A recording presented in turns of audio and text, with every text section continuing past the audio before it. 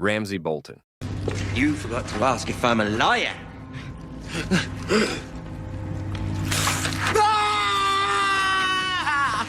Ramsay Bolton is Westeros' answer to, what if a human being had absolutely no redeeming qualities? Sadistic, manipulative, and completely unhinged, Ramsay makes other villains look like they're just having bad days. He's the kind of guy who doesn't just kick puppies, he turns them into his personal attack squad. From this day until your last day, you are Ramsay Bolton, son of Roose Bolton, Warden of the North. Born a bastard, Ramsay claws his way to legitimacy using lies, murder, and more psychological warfare than a medieval therapist could ever handle. He's like Joffrey Baratheon, with more ambition and a much better grasp of how to play the game. While Joffrey was content to scream his way into power, Ramsay turns cruelty into an art form, complete with creative torture techniques and a smug grin that makes you want to punch him through the screen. Take off your clothes. Oh, no. You stay here, Reek. You watch. Ramsay's signature move is breaking people, not just physically, but mentally. Whether it's flaying his enemies alive, hunting them with dogs, or casually feeding his stepmother and newborn brother to his hounds, he's always thinking of new ways to redefine overkill. And let's not forget what he did to Theon Greyjoy, turning a cocky prince into a traumatized shell of a man he renamed Reek. Ramsay doesn't just defeat his enemies, he utterly destroys their sense of self. Reek! That's a good name for you. What's your name? Theon Greyjoy. Despite all this, Ramsay's charm is what makes him even more infuriating. He doesn't just laugh at his atrocities, he revels in them, often with a sarcastic quip or a grin that could curdle milk. He's that guy in the group project who insists on doing everything his way, except instead of failing the assignment, he leaves behind a trail of corpses. How fast can you run?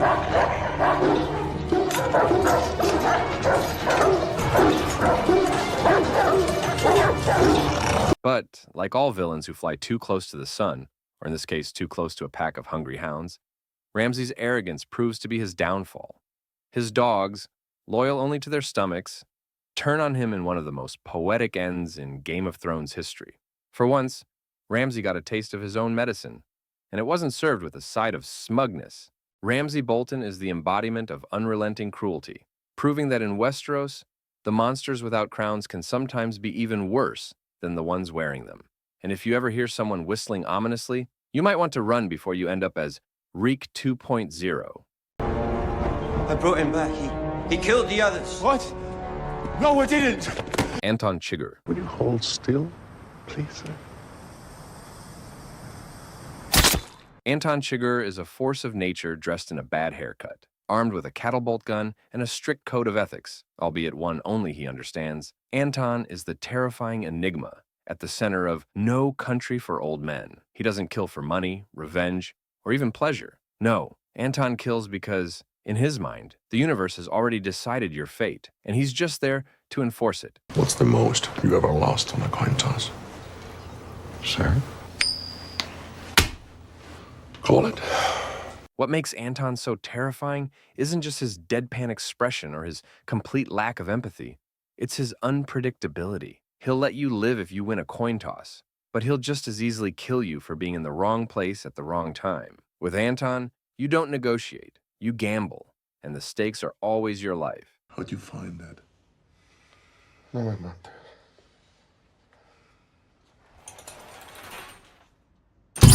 Despite his chilling demeanor, Anton has a weird sense of professionalism. He's methodical, precise, and eerily polite, even when he's planning your demise.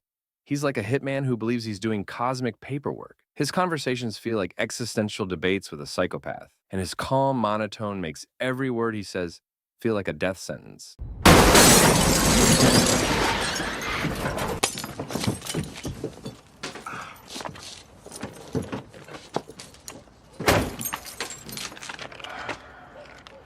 But for all his cold, calculated menace, Anton is not invincible. His downfall is his unwavering belief in fate An ironic flaw for a man who leaves so much up to chance. Even when he walks away from a car crash, bloodied but alive, you're left wondering, is he lucky, cursed, or just the grim reaper in human form? Anton Chigurh is the ultimate embodiment of chaos, wrapped in control. He's not just a villain, he's the inevitability of death, armed with a coin and a worldview that's as chilling as it is impenetrable. What business is it of yours? Where I'm from? Friendo? Hannibal Lecter. Dr. Hannibal Lecter. Hannibal Lecter isn't just a villain. He's the Mozart of murder and your worst dinner guest nightmare. With a razor-sharp intellect, impeccable manners, and a taste for the finer things in life, like Chianti and human liver, Dr. Lecter redefines the term dangerously sophisticated, a brilliant psychiatrist turned psychopathic killer. Hannibal is the perfect blend of charm and terror. He'll psychoanalyze you with chilling precision, then serve you as the main course at his next dinner party. And the worst part? You'd probably be impressed by the presentation. Hannibal is the guy who could convince you to try foie gras even if you're a die-hard vegan, until you realize it's your neighbor's foie gras. A census taker once tried to test me. I ate his liver with some fava beans and a nice Chianti.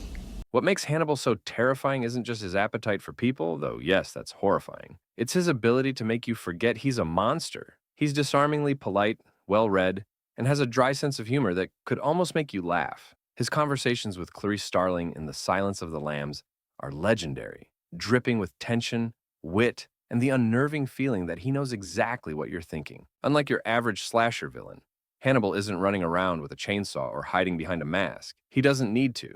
His weapon of choice is his mind, and occasionally a well-sharpened knife. He can manipulate anyone, from serial killers to FBI agents, with nothing but his words and a sly smile. He's the kind of guy who would play chess against you and somehow checkmate you 3 moves before the game started. This is my design.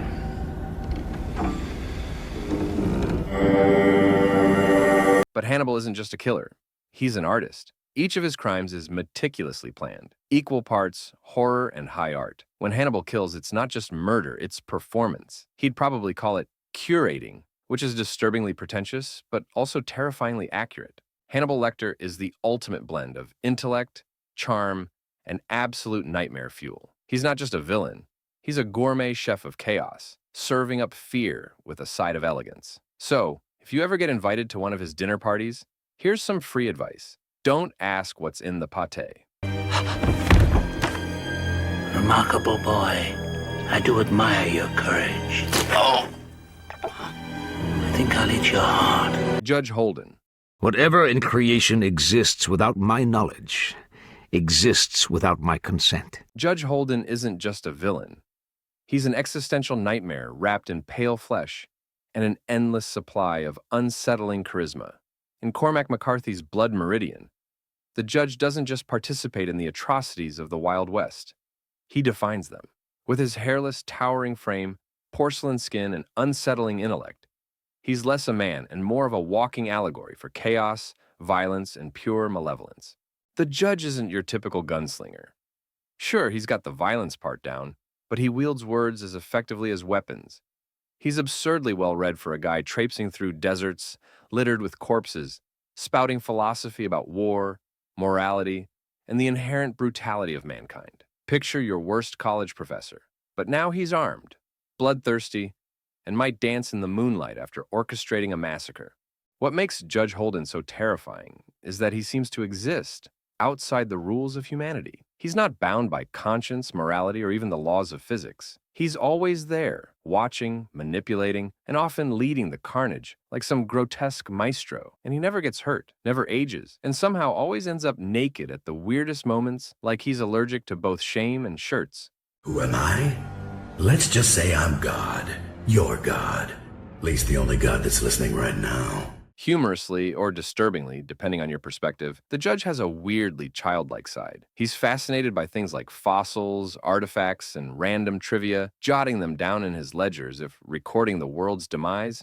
is just a quirky hobby. It's almost charming until you remember he's also orchestrating massacres and declaring that war is the truest form of divination. His most chilling feature, however, is his unpredictability. One moment he's philosophizing about existence, and the next he's casually committing unspeakable acts. He's like a force of nature, unrelenting, immoral, and completely unstoppable. By the time the book closes, Judge Holden leaves readers with one undeniable truth. He dances on, eternal, unchallenged, and unapologetically horrifying. Judge Holden isn't just a villain. He's a walking debate about the nature of evil itself, and if he ever invites you to join him for a philosophical discussion, run fast. What do I want? Same as any god. Little faith. For without faith, I am nothing. And without me, you're fucked. Iago. I hate the Moor. Iago is the original master manipulator, Shakespeare's blueprint for every scheming backstabber to come. He doesn't wield swords or spells, he wields words, and with a tongue sharper than any dagger, he manages to destroy lives while keeping his hands suspiciously clean. If evil had a patron saint, it would probably be Iago. What sets Iago apart is that he's not out for power, revenge, or world domination. No, his motives are delightfully petty. He's mad about a promotion. Othello gave the job of lieutenant to Cassio instead of him, and instead of, say, writing an angry letter to HR, Iago decides to burn everyone's life to the ground. It's like losing a parking spot and deciding to set the whole lot on fire. How am I then a villain?